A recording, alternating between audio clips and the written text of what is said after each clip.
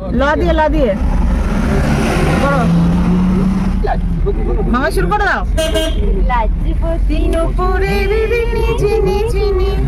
ভালো যদি লাগে তবে দাম দিয়ে কিনি।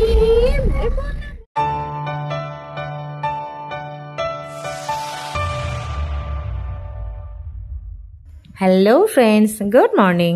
আমার চ্যানেলে আপনাদের স্বাগত এবং অনেক অনেক ভালোবাসা। আজকে আমি কোথায় বেড়াতে যাচ্ছি সেটা তো আপনাদের সাথে শেয়ার করতে হবে। তো আজকে আমরা যাচ্ছি সিমলার গুরুদ্বার মণিকরণ সাহেব। চলুন, যেতে যেতে এই যে সবুজ পাহাড়ি রাস্তা, এটা তো বারবারই বলেছি। আর পাহাড়ে ভ্রমণ মানে আপনাকে এর সৌন্দর্যটা পুরোপুরি উপভোগ করতে হবে। তবে হ্যাঁ, আমরা যেহেতু সিমলা থেকে বেরিয়ে গেছি এবার আমরা কিন্তু পাহাড়ি রাস্তা, আঁকা বাঁকা রাস্তার থেকে একটু সমতল মানে 4 লেন রোডে আমরা পড়ে গেলাম। তো দারুণ সুন্দর রাস্তা, আর আপনার মনে হবে না যে আপনি পাহাড়ি রাস্তায় আছেন। পাহাড়ের সৌন্দর্য পাবেন ঠিকই, কিন্তু সেই যে একটা অস্বস্তি হয় যাদের পাহাড়ে সমস্যা থাকে, আমারও আছে, যে একটা ভমিটিং টেন্ডেন্সি আছে, এগুলো মোটামুটি এই জায়গায় এসে আপনার আর সেটা হবে না। আপনি রিল্যাক্স মুডে ভাববেন আপনি সমতলেই যাচ্ছেন। ভীষণ সুন্দর জার্নিটা, অনেকটা রাস্তা যেতে হয়, তাই কষ্টটা খুব একটা হয় না। এই জার্নির মধ্যেই যেতে যেতে আপনি বেশ কয়েকটা ছোটোখাটো টানেলও পাবেন। তো টানেল জার্নি তো ভালোই লাগে, নাকি বলুন? বেশ ভিতর দিয়ে খুব সুন্দরভাবে যায়। পরে তো আরও টানেল আছেই, তো আমি দু একটা শুরুতেই আপনাদের সঙ্গে এই টানেল শেয়ার করছি। তো সেই টানেলের ভেতর দিয়ে গিয়ে অবশেষে আমরা পৌঁছে যাব আমাদের মন্দিরে। তো চলুন এবার পৌঁছে যাই এবং মন্দিরটা আপনাদের সাথে শেয়ার করি।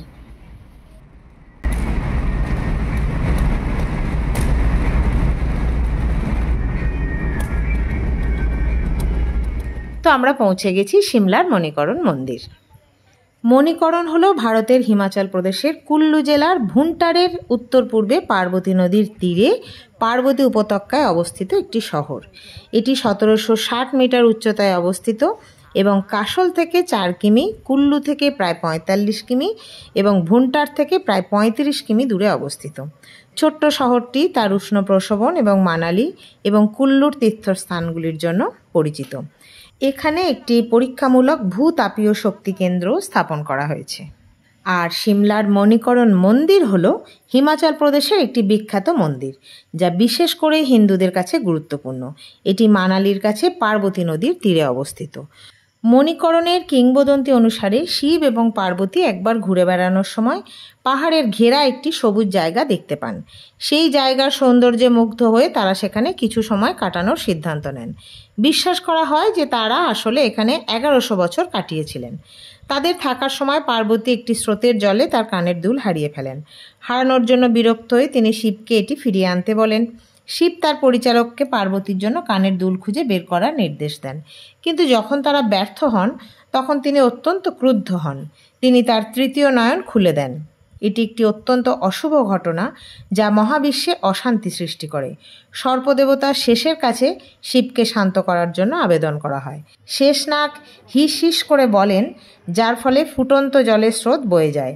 জল সমগ্র অঞ্চলে ছড়িয়ে পড়ে, যার ফলে পার্বতী যে ধরনের মূল্যবান পাথর হারিয়েছিলেন সে ধরনের পাথর বেরিয়ে আসে এবং শিব এবং পার্বতী খুশি হন। তো এই ছিল ছোট্ট একটা কাহিনী। আমিও আগে জানতাম না, এবারে গিয়েই শুনলাম। তো খুব ভালো লাগলো কাহিনী, আর আমি আপনাদের জন্য ক্যাপচারও করে এনেছি। আর এখানে দেখালাম যে এটা ফুটন্ত জলের মধ্যে ছোট্ট ছোট্ট পুটলি বেঁধে পুটলির মধ্যে চাল দিয়ে ফোটানো হচ্ছে। ওটা হচ্ছে মানসিকের পুজো, যে আপনি যদি মানসিক করেন কিছু, তো ওখান থেকে চাল নিয়ে ওই উষ্ণ প্রসবনে চাল যতক্ষণ না ভাত হচ্ছে ততক্ষণ ফুটিয়ে ভাত করে তারপর সেটা পুজো দেওয়া হবে। তাহলে আপনার মানসিক সম্পন্ন হবে। এবং এখানকার প্রসাদই হচ্ছে ভাত, মানে সেটা হলুদ ভাত, সাদা ভাত, বিভিন্ন রকমের আছে, কিন্তু চাল এটাই হচ্ছে প্রসাদ। আমরা মন্দিরের ভিতরে ঢুকলাম। এই যে হর পার্বতীর ছবি আছে, মূর্তি আছে, সামনে শিবলিঙ্গ আছে, খুব সুন্দর মূর্তি আমরা দর্শন করলাম। মূর্তি দর্শন করে প্রণাম করে মনোবাসনা জানিয়ে ঠাকুরের তিলকের ফোঁটা এবং প্রসাদ নিয়ে আমরা ওখান থেকে রওনা হয়ে গেলাম। যাব এরপর গুরুদুয়ার। চলুন, গুরুদুয়ারেরও কিছু কিছু অংশ আমি ক্যাপচার করেছি আপনাদের সঙ্গে শেয়ার করব বলে, এবং সেটা সম্পর্কেও কিছু জানবো বা আপনাদের সাথে শেয়ার করব।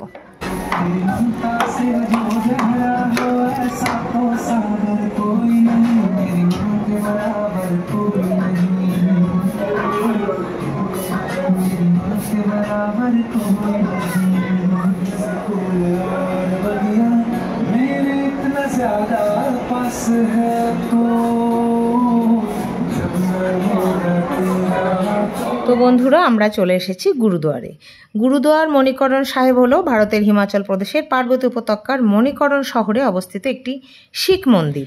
গুরুদুয়ার মণিকরণ সাহেব শিখ এবং হিন্দু উভয়ের কাছে অত্যন্ত ধর্মীয় তাৎপর্যপূর্ণ স্থান হিসাবে বিবেচিত হয়। এই গুরুদুয়ারটি শিখ ধর্মের প্রতিষ্ঠাতা গুরু নানক দেবজির সাথে সম্পর্কিত।